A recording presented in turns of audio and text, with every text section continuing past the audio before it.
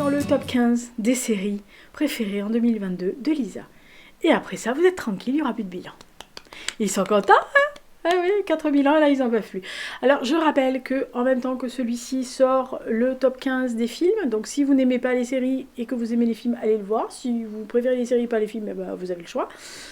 Et que est sorti le week-end dernier le top 15 des romans que j'ai préférés en 2022 et le top 7 des BD que j'ai aimés en 2022. Voilà, donc comme ça vous avez tout. Et que je crois le 29 décembre est sorti le bilan ivresse en chiffres. Voilà, en gros. Comme ça vous êtes tranquille, vous êtes pareil. Alors on va commencer les séries tout de suite. Donc je vous souhaite encore bonne année. On est aujourd'hui l'épiphanie, donc les gralettes.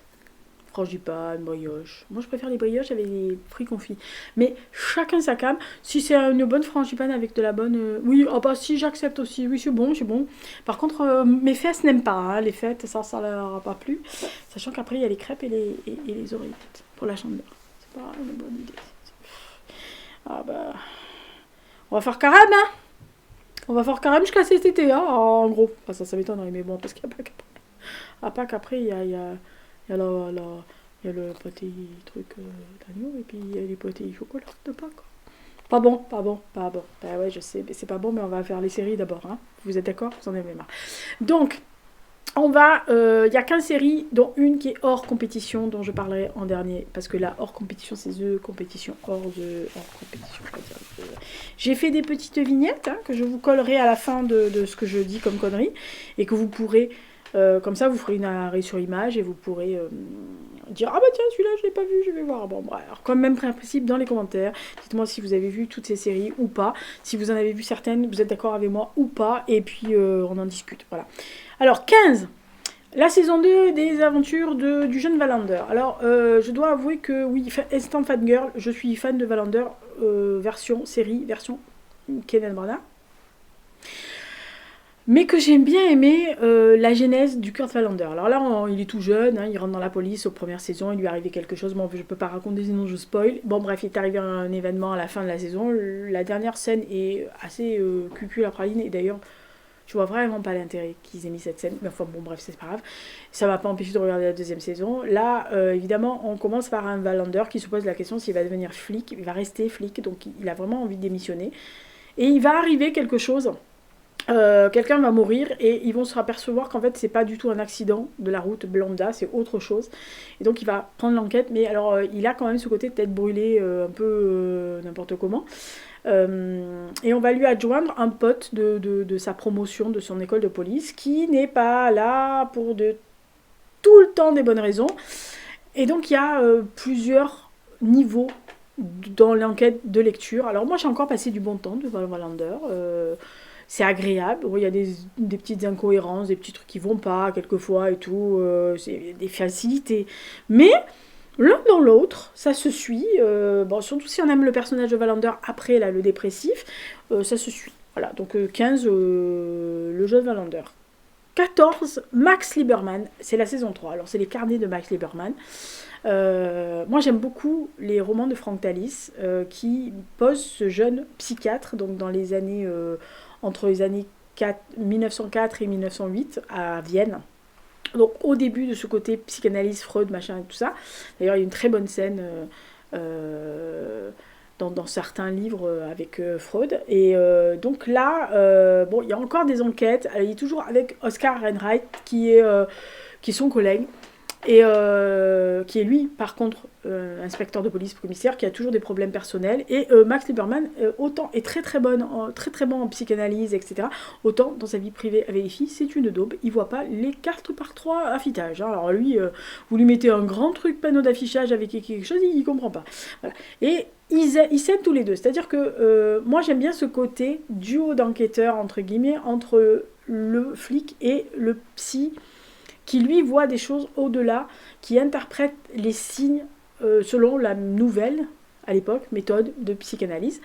Et puis tout le Vienne de l'époque. Alors ça va du faste au côté nauséabond du début du racisme primaire qui va engendrer certains, on va dire, certains courants de pensée qui vont mener certains individus à développer des races pures, des machins comme ça. Oui, on en est là.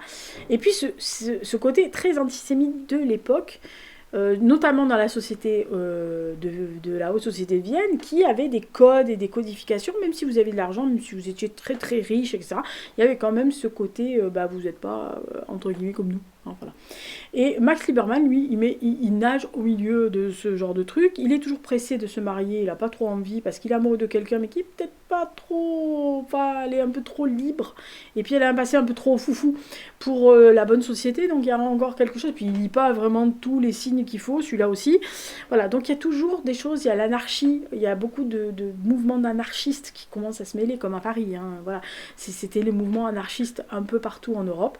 Voilà, c'est bien fait, les décors sont nickel, c'est bien restitué dans le contexte historique, les enquêtes se tiennent, elles sont bien tordues, des fois c'est un peu incohérent pour des trucs mais on s'en fout, hein, c'est pas le but en fait, voilà, on est bien d'accord que c'est les carnets de Max Lieberman, c'est pas écrit enquête policière véridique et pure, non mais ça m'énerve quand il y a des gens qui disent ah mais il y a des incohérences, ah bah oui il y a des incohérences mais si c'est mis sur un truc, c'est sur le personnage, donc c'est son développement au personnage à lui qu'il faut qu'on suive. Voilà, les à côté, c'est les à côté. Donc Max Lieberman en 14. 13. Alors c'est une mini-série anglaise, encore, très très bonne. Oui, les Anglais sont très bons, on est au courant. Voilà, les Britanniques sont très bons, on est au courant. Ça s'appelle Anatomie d'un scandale. Alors, il faut quand même dire tout de suite que la prestation de Sienna Miller est sublimissime. Elle joue à la base cette femme mariée avec un secrétaire d'État, enfin secretary, un ministre quoi, d'un gouvernement, machin. Le Premier ministre et son pote, ils étaient potes à l'université, dans les universités d'élite anglaise. Elle l'a rencontré là-bas aussi, etc. Et donc, bon voilà, ils sont mariés, ils sont heureux, ils sont beaux, jeunes, riches, tout va bien, ils ont du succès, elle se pose absolument pas de questions, c'est le couple idéal, jusqu'au jour où il y a un petit grain de sable dans le rouage, où il va être accusé, en fait, voilà, il va être accusé d'avoir violenté une femme, et plus si affinité, et il va être poursuivi. En fait, il y a une enquête qui va être ouverte par les avocats de la reine. Bon, à l'époque, il y avait encore Sa Majesté, Elisabeth II. Donc, normalement, vous avez en Angleterre, il y a deux sortes d'avocats. Il y a ceux qui plaident et ceux qui préparent les dossiers. Et elle fait partie et cette avocate fait partie des procureur, avocat qui monte les dossiers. Et donc elle attaque au nom de la couronne. Et donc ils vont monter un dossier petit à petit, point par point. Et il y a des flashbacks qui nous expliquent le côté société secrète de certaines universités, de certaines élites de l'époque, enfin de ce mouvement-là. Comment il a été toujours un ami très influent pour le Premier ministre actuel, donc qui lui vaut un peu un retour, voilà. Et on suit surtout cette femme qui se retrouve prise dans le scandale d'un homme qu'elle pense être, entre guillemets, blanc comme neige, qui lui jure ses grands dieux qu'il n'a jamais rien fait, qu'il l'a jamais trompé, que tout va bien. Voilà. Et elle découvre petit à petit... Alors au début, elle trouve l'acharnement de cette procureure, avocate, un peu... bon, tu vas te calmer déjà. Mais cette femme... Là, cette avocate a un ressentiment, elle a un passé qu'on découvre par des flashbacks et qu'on comprend petit à petit pourquoi, une fois qu'elle a les dents dans ce type-là, elle ne veut pas le lâcher. Et ça démonte toutes les couches qu'il avait pu mettre lui autour de sa vie, des protections qu'il pouvait avoir. Et cette femme... mère, épouse parfaite, va tomber de haut et va se retrouver face à un dilemme. Est-ce que elle protège sa famille, son mari, machin, et puis cette espèce de vie parfaite, ou à un moment donné, elle lâche l'affaire et elle balance ce qu'elle sait. Voilà. Anatomie d'un scandale, c'est quand même un grand moment de manipulation, perversité, machin, et puis il y a elle ouvre les yeux à un moment donné. Elle a vu des choses quand elle était à l'université et après, mais elle n'a pas voulu voir. Voilà. Le fait qu'elle ait été dans un environnement privilégié, elle n'a pas voulu voir. Voilà. Donc c'est aussi une certaine lucarne sur les mœurs, etc. Donc ça c'est 13, Anatomie des scandales en Angleterre, toujours à Londres. Alors on reste à Londres, on reste en Angleterre et on est avec The Split, donc saison 1 et 2, qui était sur Arte. Alors là on est en fait avec toujours chez les avocats, avec deux cabinets différents. Il y a un cabinet avocat familial, etc., qui est tenu par une femme à poigne avec une de ses filles. Et l'autre fille, en fait, après, pendant des années, avoir travaillé en famille, en a eu ras-le-bol. Elle est partie chez la concurrence, entre guillemets. C'est les mêmes avocats dont on parle là, c'est-à-dire c'est des avocats qui sont spécialisés dans les affaires de divorce, de séparation, de divorce, de famille. Et c'est des avocats qui sont là pour traiter, pour faire des contrats, avant que ça soit exposé sur la place publique, en fait, pour négocier des arrangements à l'amiable contre des pépettes. Et elle va se retrouver, donc nous on arrive, voilà, elle a un mari, elle a des enfants, elle a une belle vie, machin. Bon, elle est un peu à couteau tiré avec sa mère et puis le cabinet en face, mais en gros ça se marche. Ils ont plus vu leur père depuis des années, père qui va redébarquer, donc là ça a une deuxième couche dessus. Et dans ce cabinet d'avocats arrive un ancien camarade de promotion de cette femme et de son mari. Voilà. Donc, mais on sent tout de suite qu'il y a eu fricotage à l'université entre les deux et que ça la trouble un peu de revoir son ancien amant, mais que bon, elle est mariée, elle aime son mari, il n'y a pas de problème, etc. Et l'autre, il lui fait un rentre-dedans pas possible. Et toujours en marge d'épisodes où il y a, par épisode, il y a un cas de divorce, de séparation, d'arrangement, de contrat de mariage, etc. Il y a un excellent épisode de contrat de mariage entre une future femme de footballeur, l'archétype, et le footballeur issu du quartier de coin et qui tout de suite devient the bling bling of the year, mais qui a tous les défauts qu'il faut. Excellent truc pour savoir les arcanes de machin. Et on suit la vie de ces femmes, c'est-à-dire de la mère, des 3 sœurs, 2 avocates et une qui ne sait pas exactement où elle a mal, qui veut... qui se marie, qui ne sait pas où elle va voir, l'autre elle veut un enfant mais elle veut pas de mec, etc. Enfin bon bref, l'histoire de femmes ordinaires et contemporaines, c'est bien foutu parce que c'est dans le Londres actuel. Alors attention, c'est comme dans Anatomie d'un scandale, c'est dans le Londres de la très haute société quand même, hein. On n'est pas chez les gueux. Mais c'est bien interprété. C'est assez tordu dans les histoires d'avocats et de rivalité entre eux, etc. Ils se piquent les affaires, ils se démontent les trucs, etc.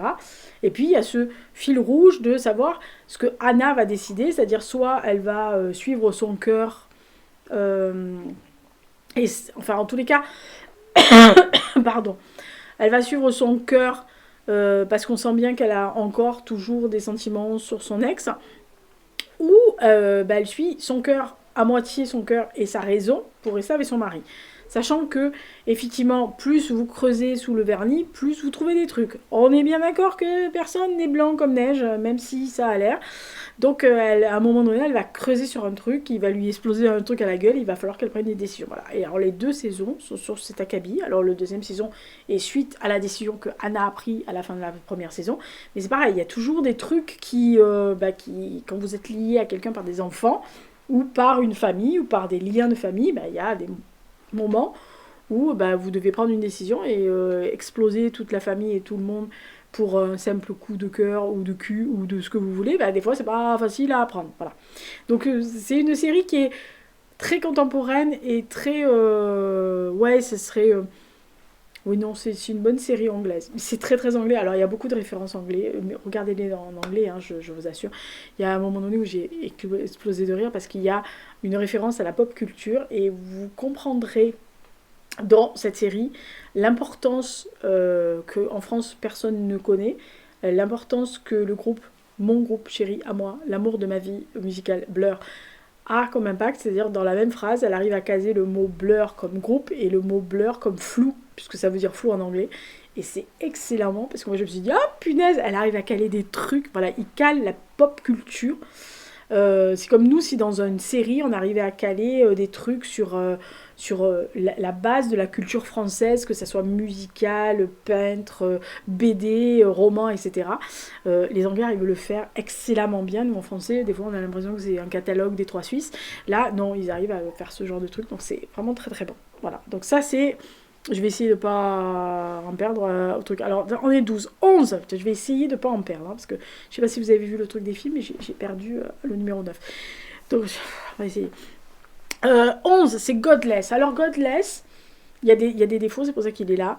Moi, ce qui m'a gêné dans le Godless, c'est ce côté, ça me gave en ce moment, ce côté qu'il faut que s'il n'y ait que des femmes et que les femmes soient toujours très fortes et que les femmes soient supérieures et qu'une femme peut être la huitième merveille du monde, arriver à se battre, tuer des vilains, botter le cul des mecs, enfin, voilà.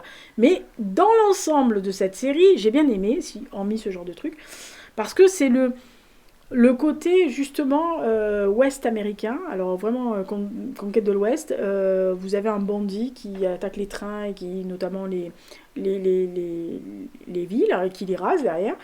Et cette ville-là est tenue pratiquement à 90% par des femmes parce qu'il y a eu, c'est une ville minière, il y a eu un coup de grisou qui a tué tous les hommes qui étaient dans la mine, donc en vérité 90% des hommes. Restent les vieux, ceux qui n'étaient pas dans la mine et qui tenaient le bar ou un magasin, et les gosses. Voilà, en gros, pas grand monde. Et le shérif qui a un énorme problème de boisson, parce que dû à un problème personnel qu'on découvre. Et donc va arriver en fait un homme blessé, gravement blessé dans la ferme d'une jeune femme qui vit en marge parce qu'elle a été mariée avec un natif, avec un indien, elle a un petit garçon. Issue de ce mariage, et elle vit avec sa belle-mère qui ne parle pratiquement pas anglais, et donc elle est un peu au banc de la société, et aussi parce qu'elle en a rien à carrer de cette ville et qu'elle mène son ranch comme une maîtresse femme, et qu'en fait en gros le reste elle en a rien à foutre. Et arrive ce type qui n'est autre que le second de ce grand bandit, que ce grand bandit l'avait élevé comme son fils, mais qui l'a trahi parce que en fait lors d'un braquage de train, il y a quelque chose qui est fait par les hommes et qui est commandité par son mentor, qui ne lui convient pas, et il se casse avec le butin.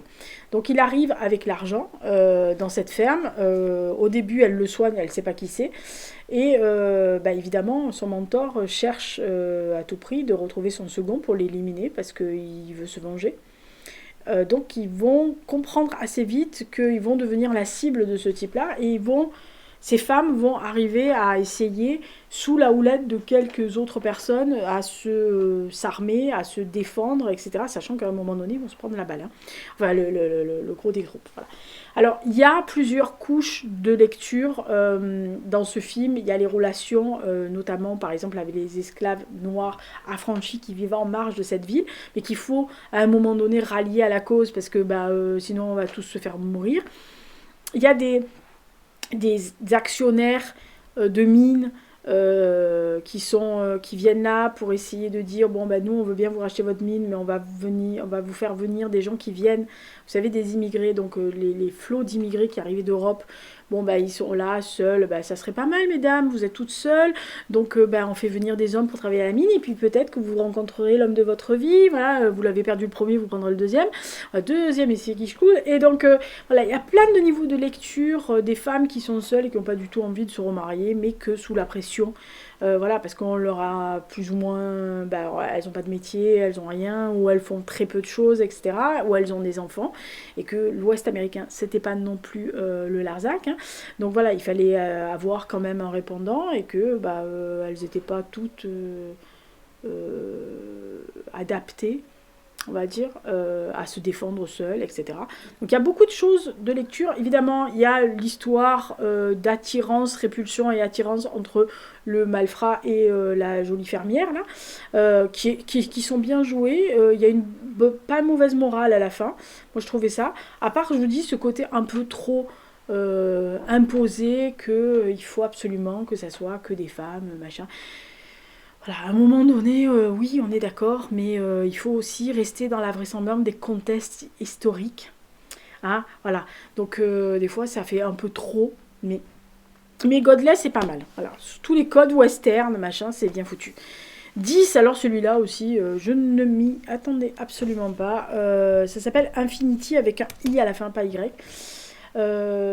Alors c'est un truc assez improbable. Il faut rentrer dedans ou pas rentrer dedans. On est dans la station spatiale internationale qui part en vrille. Et sur Terre, au Kazakhstan, tombe un truc du ciel momifié, comme de la cire. Ils prennent les empreintes et c'est notre autre que le commandant de l'ISS qui, théoriquement, s'il tombe de l'ISS, inutile de vous dire qu'il n'arrive pas à momifier en bas. Hein, on est bien d'accord. Il va se passer plein de petits trucs comme ça. Ils vont dépêcher une ancienne astronaute qui aurait dû aller dans l'ISS, mais pour des problèmes qu'on comprend dans l'histoire, n'y est pas allée. Et elle débarque au Kazakhstan avec ce flic qui enquête, mais qui enquête selon les préceptes de son peuple, qui a toujours cette dominance russe, puisque c'était quand même le Kazakhstan, une province de l'URSS à l'époque, et on sent toujours la domination, enfin là, en tous les cas, les rouages du mécanisme de l'URSS qui sont derrière. Et il y a des plans, alors déjà, premièrement, les lieux sont sublimissimes, c'est filmé d'une manière absolument sublime. Même les trucs de l'ISS, on a vraiment l'impression d'être dedans. Et puis, Céline Salette et... voilà. Elle est toujours bien, mais alors là, elle est... voilà. Et puis, c'est tordu. C'est onirique. C'est inquiétant. On ne sait pas où on va tomber, parce qu'on a toujours l'impression d'être entre deux eaux. C'est peut-être un peu, des fois, un peu rêveur, un peu spécial. C'est à la fois space opéra, mais en étant terrestre. Voilà, c'est un ovni, ce truc. Vraiment, c'est un ovni, Infinity. Ça lorne du haut côté de Gravity Interstellar, Premier Contact, machin, mais tout en étant dans le dépénissement total d'une ancienne province soviétique, avec les chamans, avec l'idée de tout, cette magie des guérisseurs, des chamans, des traditions, etc. Où à un moment donné, limite sur la yourte, il y a un truc, et puis vous vous dites, mais c'est pas possible, ça peut pas exister, bah si. Voilà. C'est un truc hypnotique, Infinity, mais moi j'ai vraiment beaucoup aimé. Autre série que j'ai beaucoup aimé, c'est la saison 1 de Halo. Alors Halo, c'est un jeu vidéo. Moi je ne connaissais absolument pas, on est d'accord. Moi je sais pas de jeux vidéo, je joue pas aux jeux vidéo, enfin à part Pac-Man et Tetris, hein, donc vous voyez mon niveau. Si avec Mario, mais au début de Mario. Voilà, donc... moi, je suis arrêtée à Tetris et à Pac-Man, hein, donc voilà, côté vidéo, je suis un peu nulle. Donc, je ne connaissais pas de Master Chief. Je me suis fait torcher par mes potes qui m'ont dit, quoi, tu connais pas? Tu vois, oh, calmez-vous. Pardon, ça va aller, calmez-vous, respirez 2 minutes. Donc, en fait, c'est pareil, la scène d'ouverture, vous en prenez plein la gueule pour 2 minutes. En quoi, 5 minutes, 7 minutes, vous en prenez plein la tronche. Parce qu'en gros, c'est une planète un peu style planète ouvrière qui extrait des minéraux pour un truc. Et en fait, on apprend que l'humanité est en guerre contre une puissance extraterrestre qui s'est liée, l'Alliance, qui s'est liée pour nous éradiquer de la planète. Sympa, merci. Et des planètes autour qu'on a récupérées. Et sur Terre, qui est beaucoup plus avancée que notre âge à nous, y a une scientifique aussi brillante que inquiétante, qui a créé une race de sursoldats qui les a génétiquement modifiés et entraînés génétiquement aussi pour être des soldats, parfaits et des soldats indestructibles, qui sont menés par John, qui est The Master Chief, qui a toujours un casque et qui n'enlève jamais conscience. Alors moi j'ai compris le principe du jeu vidéo, parce que mes potes m'ont dit, c'est pour ça qu'ils ont gueulé pour la série, c'est un personnage qui n'enlève jamais son casque. Voilà. Dans la série, il l'enlève. Donc ça a fait gueuler tous les fans de base. On est d'accord. Moi ça m'a pas gêné parce que je ne savais pas qu'il fallait pas qu'il l'enlève. Voilà. Et donc on va comprendre assez vite qu'il a une interaction avec ces aliens là, pour une raison assez facile, qu'on comprend, enfin on comprend pas pourquoi, mais on sait comment il interagit. Et il va se mettre, alors que lui ne doutait pas, parce qu'il est conditionné, ils ont été élevés bébés, limite bébé, pour ça, ils ont toujours été conditionnés pour être des super soldats, pour être là, l'entité du monde, le machin, le truc. Il va commencer à se poser des questions. Et bon de se poser des questions, surtout quand vous avez un savant qui peut vous dégobiller en 2 minutes et vous désactiver. Voilà. C'est vraiment dans la lignée des space opéra, science-fiction. C'est hyper bien fait, c'est bien pensé. Il y a ce côté un peu barré de temps en temps. Et puis il y a aussi le côté jusqu'où peut aller la science, jusqu'où on peut manipuler et oui, manipuler le génome humain, enfin en tous les cas l'humain en lui-même ou la science en elle-même pour créer quelque chose, pour s'en servir à son avantage, sous prétexte qu'on essaye de sauver l'humanité. Oui, elle est bien bonne celle-là. Voilà, donc c'est vraiment un truc, moi j'ai été fascinée par la première saison, j'ai adoré, bon mes potes ont gueulé parce qu'ils m'ont dit « Ouais, il enlève le casque, c'est pas grave !» Je me dis « Calmez-vous, ça va aller, respirez 2 secondes, ça va aller. » Voilà, donc honnêtement, moi j'ai beaucoup aimé. J'ai bien aimé le côté un peu brut de décoffrage du personnage principal, qui est tanké dans son rôle. Il est un peu bourru le gars, mais il arrive à s'ouvrir. Alors je sais pas ce qu'ils vont faire dans la deuxième saison, voilà, mais pas mal. Donc vraiment, Halo, pas mal. 8, encore une série britannique qui s'appelle Vigile. Alors là, c'est le truc aussi pareil, improbable. La scène d'ouverture, c'est un chalutier qui malheureusement nous fait tristement penser au bleu Galette Braise, qui est attiré par le fond par un sous-marin. Et comme par hasard, un sous-marin fait surface et nous, beaux moutons, on se dit « Ah, c'est lui !» Oh, le machin sous-marin nucléaire. Nucléaire, pas bon, voilà. Le problème, c'est que, en fait, on apprend. Alors, il y a une enquête qui est faite sur Terre par une commissaire, enfin une inspectrice de police écossaise, sur justement bah, le chavirage et mise par le fond de chalutier. Et de l'autre côté, il y a dans un sous-marin, donc dans les eaux écossaises, un meurtre qui est, enfin une mort qui est faite dans le sous-marin. On envoie une enquêtrice de la marine pour voir ce qu'il en est. Et en fait, très rapidement, elle comprend que ce n'est pas une mort par hasard, c'est vraiment un meurtre. Donc ils vont enquêter et chacune va enquêter sous l'eau et sur l'eau. Enfin, au-dessus de l'eau. Le problème, c'est que celle qui est sous l'eau, elle est claustrophobe et elle n'aime pas du tout ce genre de truc. Voilà. Donc ça aide pas. Et on comprend que les deux sont intimement liés aussi. Donc ça pose des problèmes aussi avec la grande muette de l'Angleterre, hein, de la Navy, la British Navy. Parce que, en gros, voilà, on parle pas, on ne diffuse aucune information, on ferme sa gueule et on est bien content de la fermer. Voilà. Et il y a plusieurs strates pareilles des deux enquêtes qui s'entrecroisent parce que n'est pas le sous-marin que l'on pense qui est. Tout est en faux semblant dans le sous-marin parce que pareil, tout le monde plus ou moins se protège parce que c'est voilà, solidarité complète, mais qu'il y a quand même des choses, qu'il y a des petits titillements entre le commandement, entre les marins, entre les personnes gradées mais qui trouvent que c'est pas bien ce qu'on fait, machin. Et puis c'est un sous-marin nucléaire, on rappelle pas, gros bordel. Voilà, donc voilà, et quand à un moment donné, il y a quand même le tube où il y a les ogives qui s'ouvrent, on se dit, oh putain, on est mal parti quand même bien. Alors, franchement, Vigile était un très très très bon choix. Il est resté très longtemps premier si toutes les séries au-dessus n'étaient pas arrivées depuis septembre. Il était en premier, je rappelle. Après, il s'est fait dégommer par toutes les autres.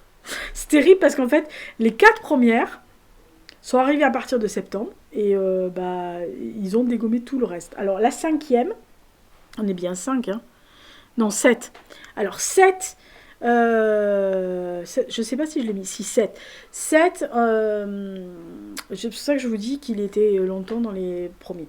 7, c'est This is Going to Hurt avec Ben Whishaw. Alors oui, je sais, ok, ça va, ne gueulez pas, c'est le chéri à Bibi, on est bien. Alors, en fait, c'est issu d'un livre fait par un urgentiste obstétricien, donc Adam Kay, qui a porté à l'écran ses gardes, ses longues gardes, le manque de moyens de la NHS, donc le service public hospitalier anglais, britannique. toutes les aventures qui lui ont pu arriver, bonnes ou mauvaises, qui est impeccablement interprétée par la crevette qui est Ben Whishaw, qui est à la limite entre le mec qui va tomber de sommeil dans les 5 minutes et celui qui est obligé de sauver un peu la mise de ses mamans.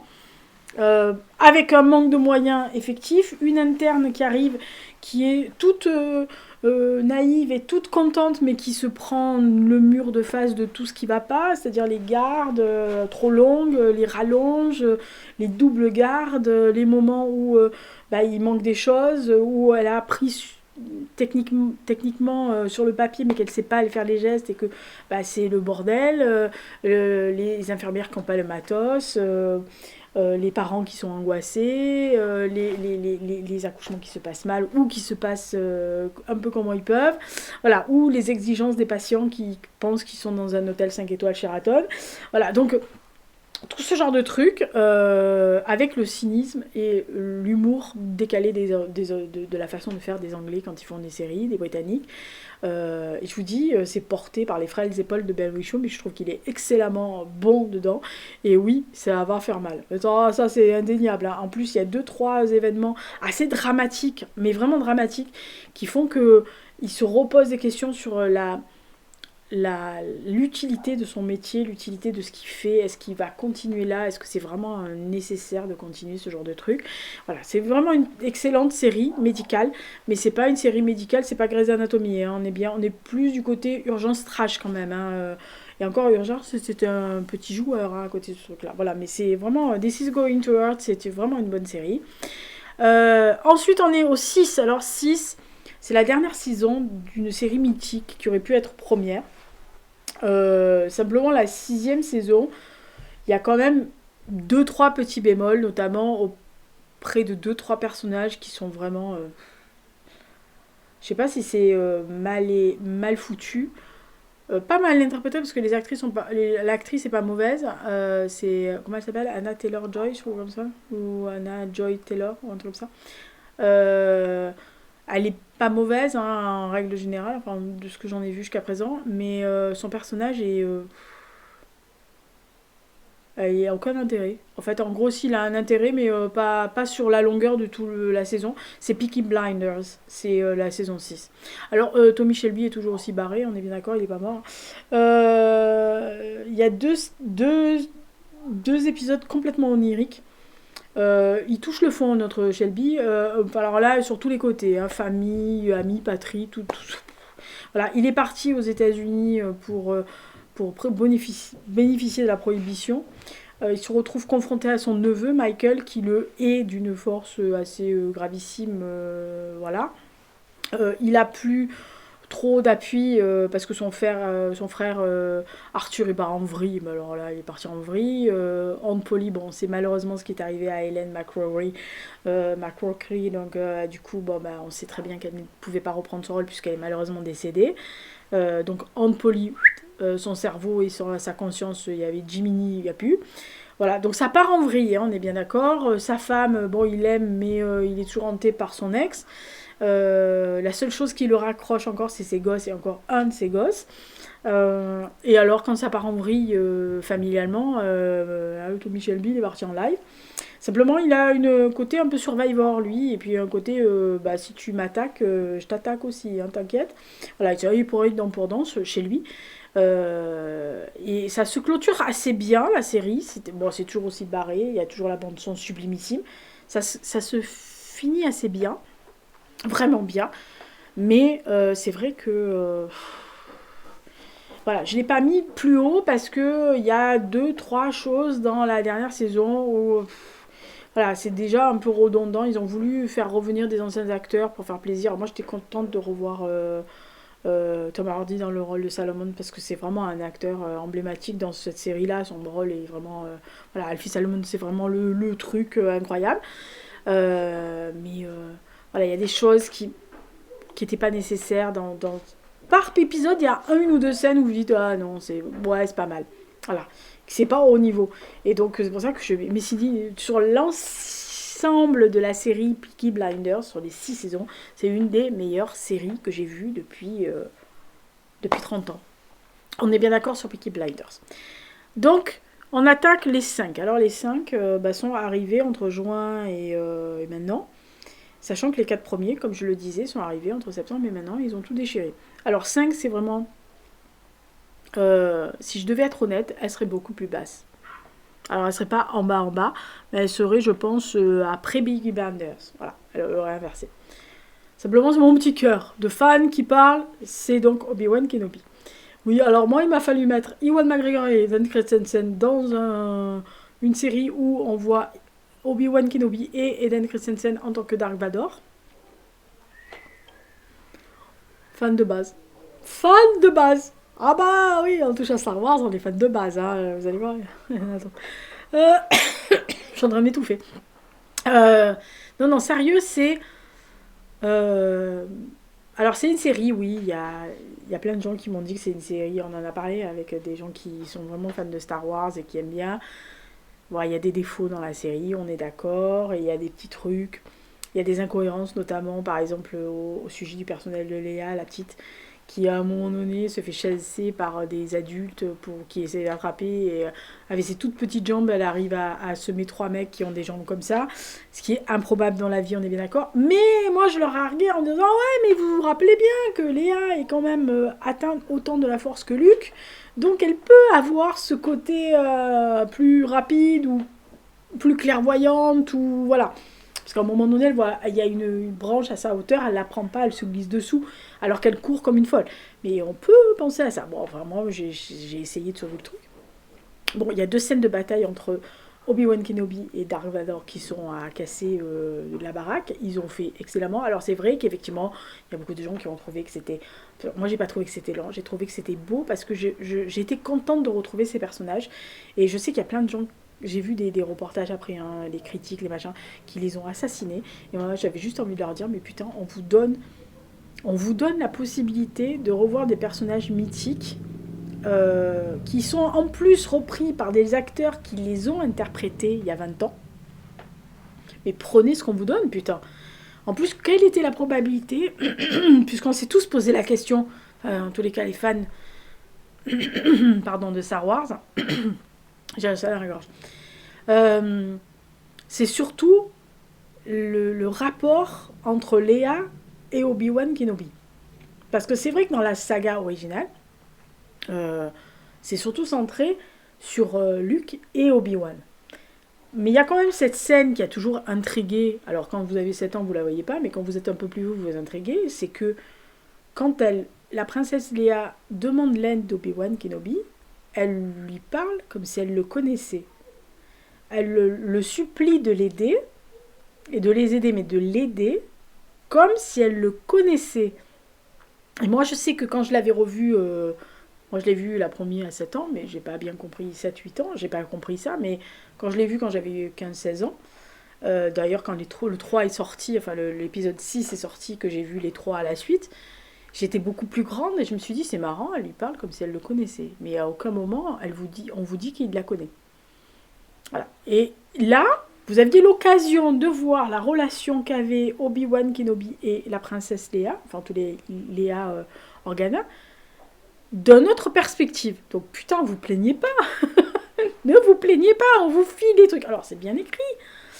Oui, il y a des facilités. Oui, il y a des choses qui sont pour les fans de base. Mais on s'en fout. Moi, revoir Hayden Christensen en Anakin Skywalker à un moment donné lors d'une scène, je couinais comme un goré. Enfin, je veux dire, on aurait dit que j'avais 12 ans. J'étais là, voilà, une gamine. Voilà, parce que j'étais heureuse de voir les personnages. Voilà, et d'entendre le souffle de Vador, etc. Et puis, ils font d'un Obi-Wan Kenobi que nous, on connaît quand on le voit pour la première fois. C'est un ermite, hein, on est bien d'accord. Il ne sait même pas qu'il s'appelle encore Obi-Wan. Il se fait appeler Ben Kenobi, donc il a oublié presque tout de son passé, plus ou moins. Il se mêle à plus rien, c'est un ermite. Donc, pourquoi il en est arrivé là ? Voilà, alors oui, les inquisiteurs, il y a un peu un défaut sur les inquisiteurs, on est bien d'accord. Mais on s'en fout. Voilà, on s'en fout. Parce que l'histoire, c'est Obi-Wan Kenobi, Anakin Skywalker qui est devenu Dark Vador et Leia. Le reste, on n'en a rien à carrer. Déjà, on n'a pas Jar Jar Binks, on est content. Voilà. On a eu du cul hein, sur cette histoire. Et puis la petite qui joue la princesse Léa, c'est le clone miniature de Carrie Fisher. Et quand elle s'habille et qu'elle fait son truc, enfin, à un moment donné, elle s'habille et qu'elle se tourne, vous avez Carrie Fisher en face. Quoi. Et rien que pour ça, merci. Quoi. Voilà, merci. Rien que pour ça, merci. Donc, on va attaquer les 4 premiers. Et alors là, putain, ça va dépoter, je vous le dis. Alors, 4. C'est le dernier que j'ai vu. Enfin, un des derniers que j'ai vu. C'est Rogue Heroes. SAS Rogue Heroes. Alors, c'est l'histoire des SAS britanniques dans des services... Enfin, c'est les forces spéciales des services de l'armée britannique qui est là, créé par David Sterling, qui est un lieutenant, machin, qui est le fils d'un général, donc un peu introduit dans les sphères, et qui, lors d'un entraînement, parachute, il s'est cassé les 2 jambes et sur son lit d'hôpital, il commence à truc parce qu'ils sont en Afrique du Nord. Rommel défonce toutes les lignes. Les Français luttent comme ils peuvent à Tobruk.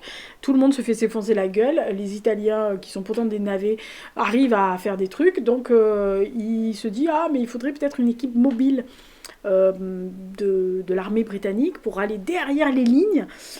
Pour essayer de les attaquer, à arrêter leur ravitaillement, ce qui a péché d'ailleurs dans l'histoire de Rommel, qui avait tellement avancé trop vite que leur ravitaillement n'arrivait pas à suivre derrière. Donc il se dit, si on arrivait à cailler au milieu, là, ça couperait leur ligne, et puis nous, on pourrait les attaquer.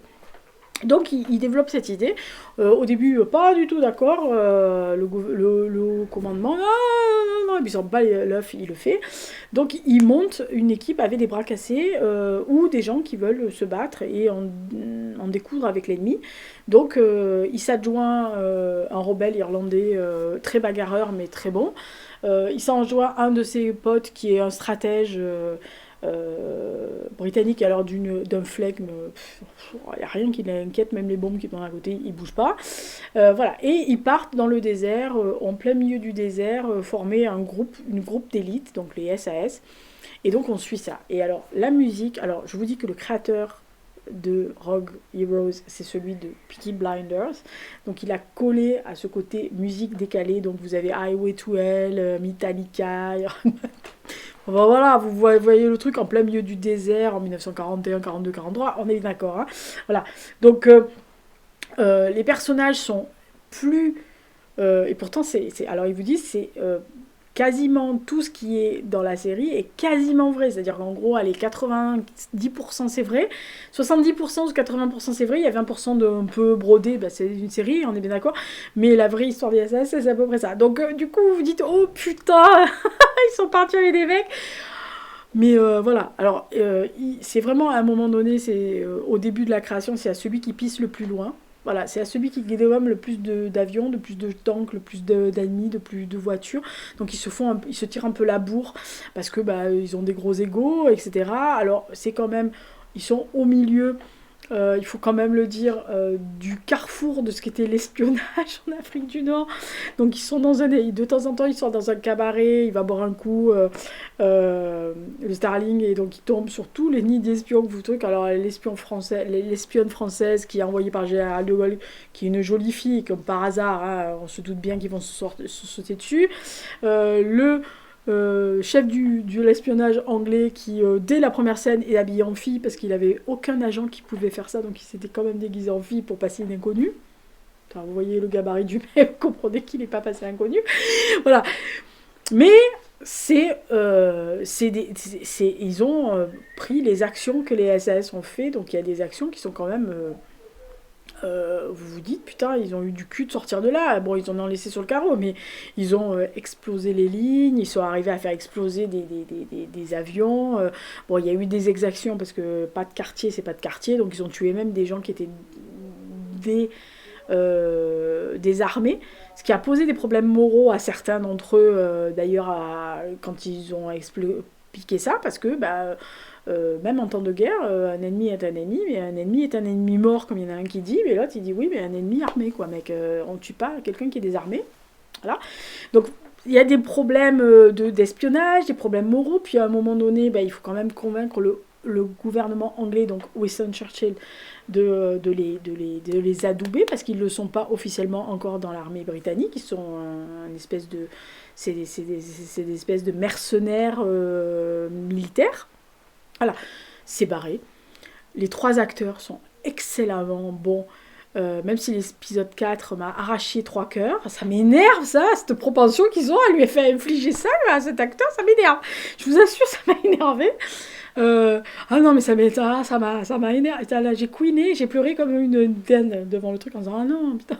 Je vous assure, je m'étais approchée. En plus, je m'étais approchée sur son personnage, je l'aimais bien. J'ai failli crever. En plus, c'est un peu pompé sur la façon de tomber est un peu pompée sur Platoon quand même. J'ai adoré la référence. Je ne sais pas si c'est volontaire, mais elle est très très bonne si c'est vrai. Non, mais c'est vrai. Alors la musique, les personnages, c'est violent, cru. Ils se bagarrent, ils s'insultent, ils boivent, ils baisent. Ils font tout ce que vous pouvez imaginer, mais c'est excellemment. Alors attention, chastes oreilles, chastes yeux. N'y allez pas, hein, parce que là, vous allez... Ah bah non, hein, faut pas... Parce que si vous êtes chaste et que rien vous perturbe, là, vous sortez pas vivant du premier épisode. Hein,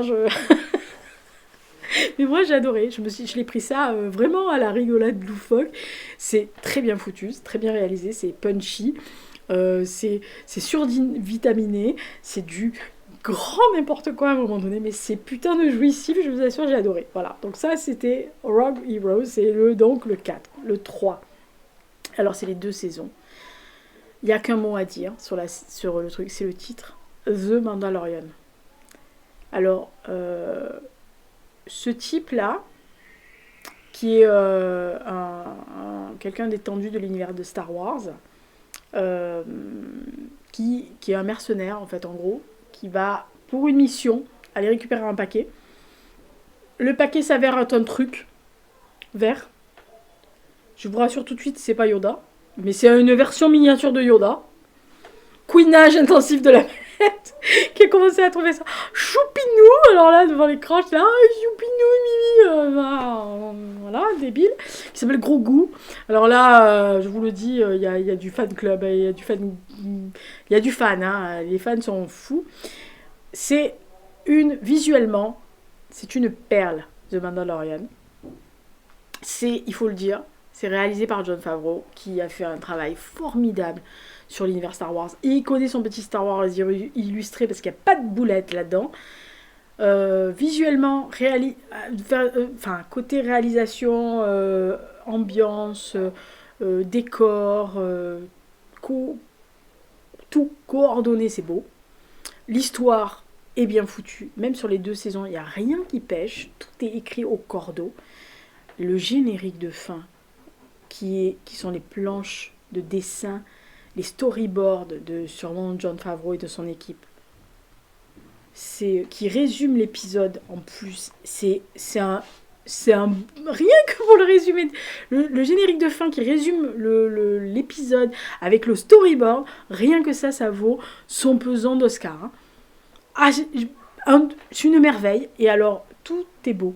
La relation entre le Mandalorian et le petit bonhomme là, qui au début c'est juste un paquet et puis qui devient plus qu'un paquet, puis il y a une relation paternelle de père et fils qui se met, il y a un lien, l'autre il parle pas, hein, il dit pas bonjour machin, il est pas onomatopée, mais il a tout expressif, un peu comme Yoda, mais il parle pas comme Yoda à l'envers, encore sinon déjà on avait du mal avec Yoda, alors s'il nous fait un truc bébé à l'envers, on est tous partus, mais il est expressif, le petit truc. Il y a des trucs, des explications, des ramifications dans l'univers Star Wars, dans les épisodes 4, 5, 6, là. Oh, mon Dieu, mais ce truc, Mandalorian. Je peux même pas vous expliquer plus, je vais pas rester 20 minutes dessus, c'est juste une des séries, alors Star Wars, d'accord, mais une des séries que j'ai vues, qui est l'une des plus belles visuellement et qui en plus se tient. On en est à la saison 2, vous avez qu'une seule envie, c'est de continuer le truc sur 10 générations. On est d'accord, voilà. Donc The Mandalorian. Vous allez voir, ça, on va y arriver. Hein. Alors, 2. Ah bah on quitte pas Star Wars, hein, on reste dans Star Wars. Andor, et ben ça est reparti, la fangirl. Alors la fangirl était très fan de Rogue One. Et Cassian Andor était un personnage que j'aimais bien parce qu'il était très mystérieux, un peu mercenaire, un peu borderline. Un peu, vous savez, le type que vous savez pas du tout si c'est une grenade dégoupillée ou pas. Vous dites, oh putain, on va peut-être le mettre là-bas lui.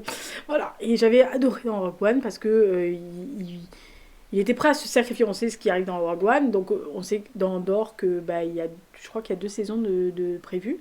Donc on sait très bien que quand ils vont arriver à quelques mois du début de Rogue One, on sait ce qui arrive à Cassian Andor. Donc on n'est pas surpris. Mais développer sur 12 épisodes dans une série le passé de Cassian Andor jusqu'à... Parce qu'ils l'ont expliqué, la saison 2, il y aura 4 ans ou 5 ans de découverte, donc en raison de 2 épisodes par année. Pour qu'il arrive jusqu'à Rogue One. Là, c'est tout le passé de Cassian Andor qui l'amène à rentrer dans la résistance et à être celui qu'on connaît nous. Mais de la planète Ferris où il est un espèce de petit voleur, un petit chapardeur, un petit con, en fait en gros, on comprend qu'il a été adopté par une femme qu'il a trouvée sur une planète annexe où il était un peu dans une espèce de l'île des garçons perdus si vous voulez. Il est un peu un magouilleur, etc. Et on sent qu'il y a l'Empire derrière, on sent qu'il y a l'empreinte de l'Empire, mais c'est pas encore...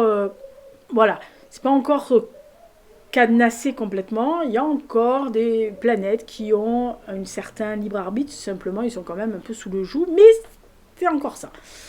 Et bon, il va y arriver plein d'événements. Je vous passe les détails, sinon c'est complètement con de vous expliquer ce qui va se passer dans Andorre. Mais on suit le cheminement de ce type qui va passer par le haut et le bas pour arriver à voir que son destin est plus ou moins d'arrêter de fermer les yeux et de faire son petit chapardage de merde et d'ouvrir les yeux sur la réalité que en fait y a des exactions qui sont en train de se passer, qu'il y a une espèce de dictature empirique qui arrive et que il serait peut-être temps de bouger son cul. Voilà, en gros. En très gros. Et j'adore cette série parce que épisode après épisode, il monte d'un palier à chaque fois. Fin d'épisode, il y a un espèce d'harponnage sur l'épisode d'après qui fait que vous vous retrouvez à la fin de l'épisode en disant qui passe. Vous attendez l'autre épisode en étant fébrile, parce que moi j'ai regardé un épisode à la fois, donc c'était tous les mercredis. Donc vous arrivez le mercredi d'après à fond la caisse devant l'épisode, en tremblant de vos membres, parce que vous vous dites oh putain qu'est-ce qui va se passer, etc. Et vous dites ça peut pas aller crescendo, ça va crescendo. Il y a des épisodes dans une prison à plusieurs étages, façon ambiance Kubrick. Mais pas pompé, hein. Ambiance, machin. Et alors, un truc, mais et alors, vous savez à quoi servent les pièces après? Je vous dis pas, mais moi j'étais là, je fais, oh mon dieu, c'est ça. Ah bah oui, fangirl de Star Wars, quand on est fan, hein, il faut assumer après, hein, même à mon âge. Voilà. Donc, mes séries Andor, je pensais que le Mandalorian était là.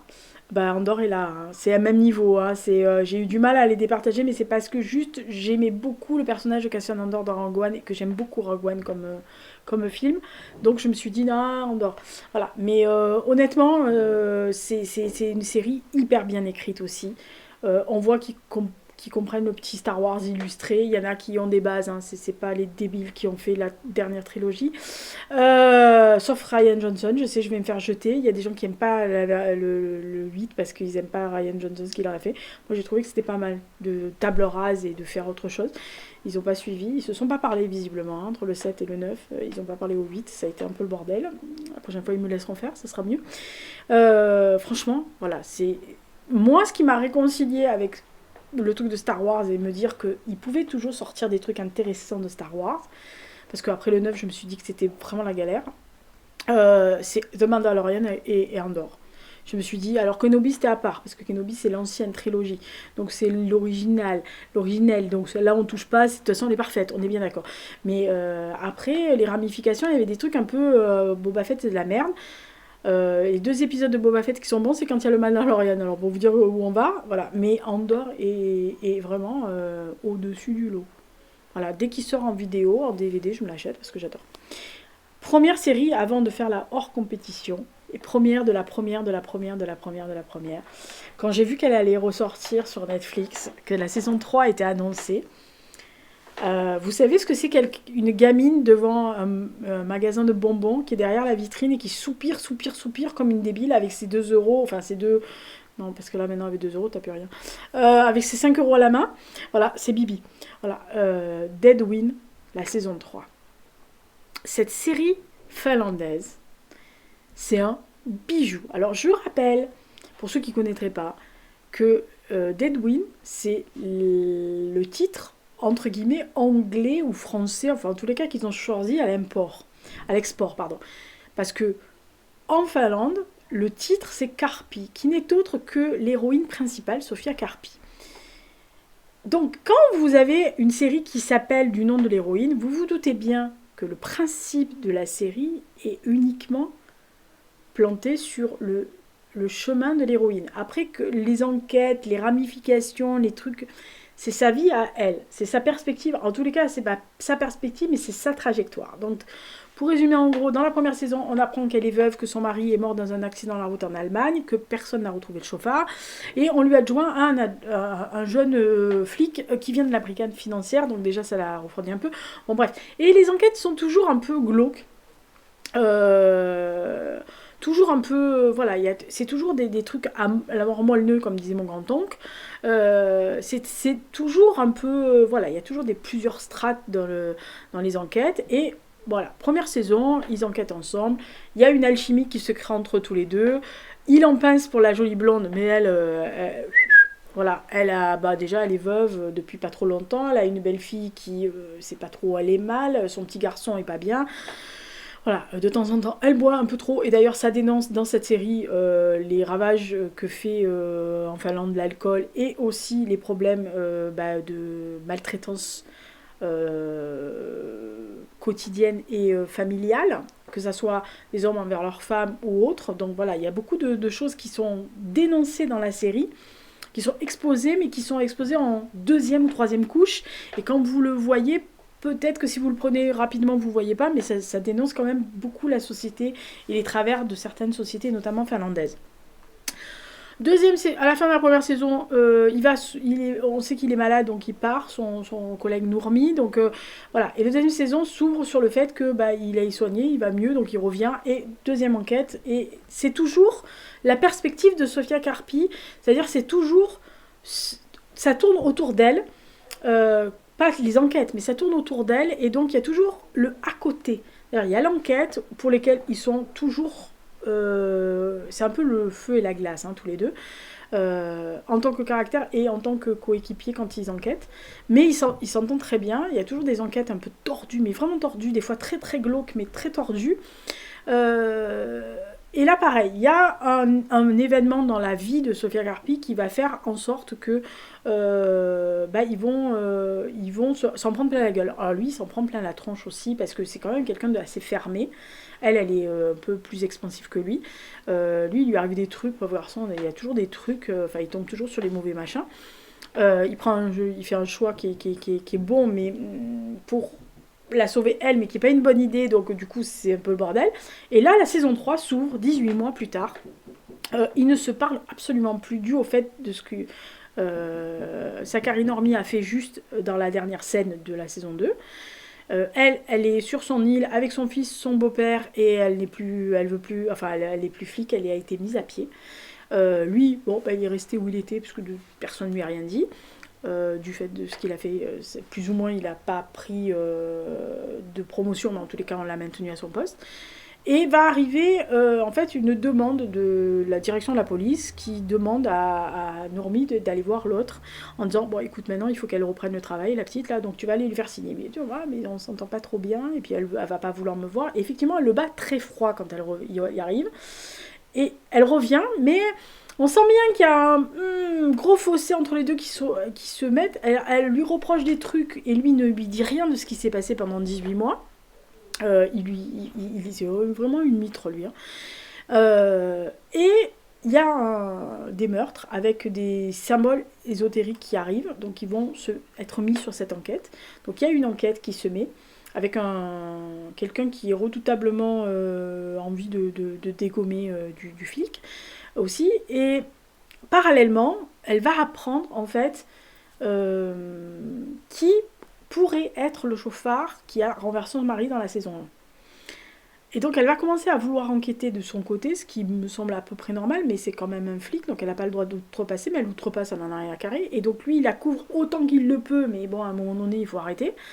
Mais voilà, il y a quelque chose. Il va s'insinuer un doute dans son esprit à lui, sur elle, alors qu'il ne doute pas du tout d'elle, mais il y a un truc qui va pas. Et leur relation est toujours sur le fil. C'est-à-dire que depuis la première saison, c'est véritablement elle. C'est parce que c'est une fille elle est téméraire, elle est borderline tout le temps. Mais c'est vraiment le jeu de l'attirance, c'est vraiment le chaud et le froid tout le temps. Quand elle fait un pas en avant, il fait 2 pas en arrière. Quand il fait 2 pas en avant, ce qui est... On se demande comment il fait parce que c'est droit dans ses bottes celui-là. Elle fait un pas en arrière parce qu'elle se demande ce qui lui arrive, parce qu'il y fait, pourquoi il avance lui. Voilà, donc il y a toujours il y a un pas de deux un peu amoureux qui se tient, mais qui n'est pas le fil conducteur du truc. D'ailleurs, ça pourrait ne pas être, que ça manquerait pas à la série. C'est bien foutu, c'est bien réalisé. Quelquefois, c'est toujours dans les pénombres, mais des belles pénombres. Les personnages sont bien travaillés, même les seconds, les troisièmes personnages secondaires, tertiaires, tout ce que vous voulez, ils sont toujours très très bien travaillés. Je vous dis, ça dénonce la société finlandaise, ça dénonce aussi les travers de notre société à nous. Il y a des choses qui peuvent toucher plus ou moins tout le monde. Et puis les paysages de la Finlande, quoi, je veux dire. Voilà, les forêts, les lacs. À un moment donné, vous êtes à Helsinki, tout est glacé, il y a des énormes blocs de glace, et les autres ils sont en train de parler sur le quai avec le manteau ouvert. Vous seriez avec avec le scaphandre complet, plus une couverture de survie. Bon, ben on voit bien qu'ils sont adaptés à ce climat-là. Donc voilà. Et puis tout ce qui est autour, la façon de vivre, on mange dehors, sous la neige, il neige, on mange, machin, voilà. Donc c'est toute la société, l'environnement, les paysages norvégiens, avec le côté polar scandinave. Et on sait que les polars scandinaves sont pas à 100% tout le temps hyper méga sur les rails et bien crédibles pour certains trucs. On s'en fout. En fait, l'important, c'est tous les personnages et surtout le fil rouge de Sofia Carpi et de ses relations avec sa famille, ses enfants, ses collègues, son collègue et évidemment le meurtre de son mari. Voilà, et la mort de son mari. Donc il y a beaucoup de choses et moi j'adore Deadwood. Voilà. J'adore cette série. Je dois avouer qu'après avoir vu la troisième saison, je suis allée revoir la première saison et j'ai toujours autant aimé les saisons. Donc tous les épisodes me bottent à un point que c'est pas possible. Donc voilà, on en est au Deadwood, numéro 1. Et on va rester sur le hors compétition 2 minutes. Parce que j'en ai parlé longuement partout, ici, sur mon podcast, etc. Le hors compétition, c'est sur Ordre de Dieu. C'est une série policière chez les Mormons où on retrouve une maman et sa petite fille de 15 mois atrocement et sauvagement assassinées dans leur maison. Tout ça dans une ville 100% mormone. Et elles font partie toutes les deux d'une des familles les plus influentes de l'église mormone en Utah. Donc en fait ce serait les Kennedy chez les Mormons, et va être dépêché un flic qui est joué par l'excellent sublimissime acteur qui est Andrew Garfield. Ce garçon, ne serait-ce que par un regard, arrive à me faire pleurer comme une dinde, qui va enquêter, adjoint par un autre flic qui lui est un natif, un peu plus âgé que lui. C'est un homme très pratiquant, le personnage de Jeb, donc qui est joué par Andrew Garfield. Qui est marié, qui a des enfants, qui est un bon père de famille, un bon époux, un bon fils, parce qu'il a récupéré sa maman qui commence à avoir gravement Alzheimer. Et son enquête va se porter pour savoir qui a tué cette jeune femme et sa fille. Simplement, ça va lui faire remonter dans les fondements de la foi et de l'église mormone, de la création, des couches de mensonges qui ont pu se créer sur certaines choses, et il va être déstabilisé dans sa foi. Lui qui croyait sans véritablement penser qu'il y avait autre chose, il va découvrir une certaine noirceur qu'il n'avait pas vue, et ça va le déstabiliser pour tout, parce que au sein de sa famille, alors que lui était très pratiquant, sa femme est très pratiquante, elle ne comprend pas qu'il se pose des questions. Ses amis ne comprennent pas qu'il cherche à savoir, à remuer la boue, alors qu'on lui dit c'est les piliers de l'église mormone, en tous les cas les chefs lui disent non mais tu arrêtes maintenant, ça suffit, c'est comme ça, elle est morte, c'est un tel, machin, va pas chercher plus loin. Et au lieu de se dire oui t'as raison, comme on lui ordonne, et comme jusqu'à présent il aurait accepté de faire, il va pousser, il va continuer, et il va se retrouver déstabilisé dans sa foi et dans sa vision qu'il avait de la pureté de cette église-là mormone. Voilà. Donc c'est hyper bien fait. Alors tout est amplificoté, pas possible. Il y a des nœuds, vous tirez sur la pelote, il y a 10 pelotes dedans, ça vous dites oh punaise, comment on va faire. Andrew Garfield est... il est au-delà du sublime, hein. Là c'est un rôle à Oscar qu'il a. Alors je sais que les séries ne vont pas aux Oscars, mais là il a un rôle à Oscar, le mec. Tu fais ça en film, le mec il a 2 Oscars sur 20 générations. Impressionnant. La dernière scène de cette série, il est de dos. Enfin, là, je peux pas vous dire ce qui se passe, mais il est de dos. J'ai jamais autant éclaté en sanglots devant une série, sur une scène où le personnage principal est de dos. Je rappelle, hein, voilà. Rien que dans sa posture de dos, à la façon dont il se tient, la façon dont il fait quelque chose avec ses bras et ses épaules, et son attitude en elle-même, il est impressionnant. Alors moi je sais qu'Andrew Garfield est un des rares acteurs que j'adore dans tous ses rôles, à part Spider-Man. Mais même dans Spider-Man, il est touchant, mais il est toujours touchant. Moi, si vous l'avez vu dans Boy A, c'est... voilà. Un film avec Adam Driver, pareil, où tu ne tueras point, voilà. Ce garçon est une merveille absolue tout le temps. Dès qu'il touche un film, il est bon. Dans... comment il s'appelle ce film? Alors elle, je l'aime pas, l'actrice, c'est Keira Knightley. Mais l'autre actrice, je l'aime beaucoup, c'est Carey Mulligan. C'est Never Let Me Go. Alors je sais pas en français comment il s'appelle le film. C'est l'histoire de ces 3 enfants qui sont en fait des créatures. En fait c'est des donneurs d'organes sur pattes. Et quand ils ont atteint 3 greffes de leur binôme humain, ils meurent. Et donc on les élève au début, ils pensent qu'ils sont dans un orphelinat, ils sont bien. Et puis après ils s'aperçoivent qu'ils sont juste de la traite d'organes, quoi. En gros, ce film, mon Dieu, il y a une scène quand il est... sur une route, il sort de la voiture, il se met à hurler, à pleurer sur la route, d'éclairer dans les phares des voitures. Moi, ça m'a arraché le cœur. Mais vraiment, la scène m'a arraché le cœur.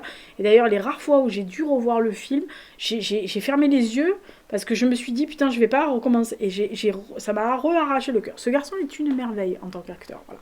Donc, hors compétition sur Ordre de Dieu, parce qu'il y a tout dedans. Tout. Vous pouvez pas trouver, il y a tout. Voilà, faites pas chier. Voilà. Donc, quand je défends mes trucs, je défends. Alors, top 5, top 15, donc, hors compétition sur Ordre de Dieu, on est bien d'accord. 1. Deadwind, saison 3.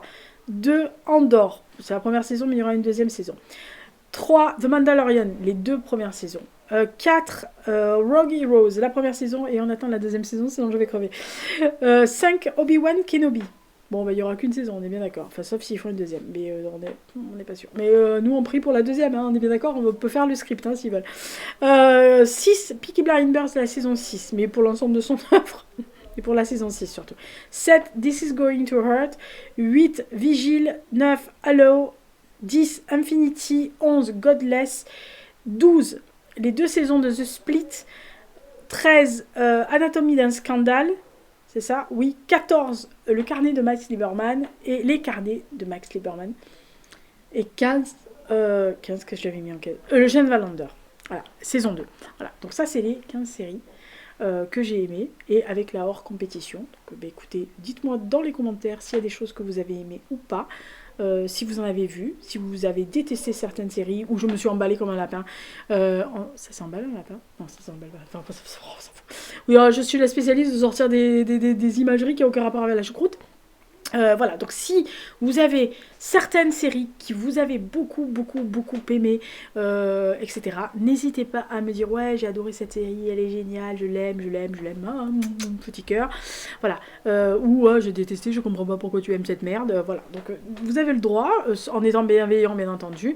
Sinon, encore bonne année, les autres bilans sont déjà en ligne, que ce soit le top 15 des romans, le top 7 des bilans et le top 15 des films, ainsi que le bilan livre-est, on va dire chiffrage et un peu toutes catégories confondues. Donc il y a 15 questions. Sinon, merci de m'avoir suivi. Encore bonne année à vous. J'espère que ce que je vous ai proposé jusqu'à maintenant vous plaît.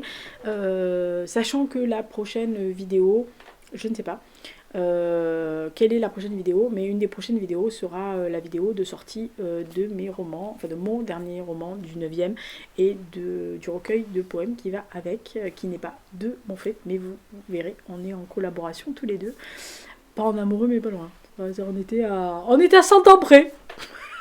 À 100 ans près on était bon. Ah bah là oui, là on était bon, 100 ans près on était bon. Allez, à bientôt et merci d'avoir suivi tous les bilans. Courage, hein, vous avez du courage quand même, hein, parce que quand Lisa s'emballe, Lisa s'emballe. Hein.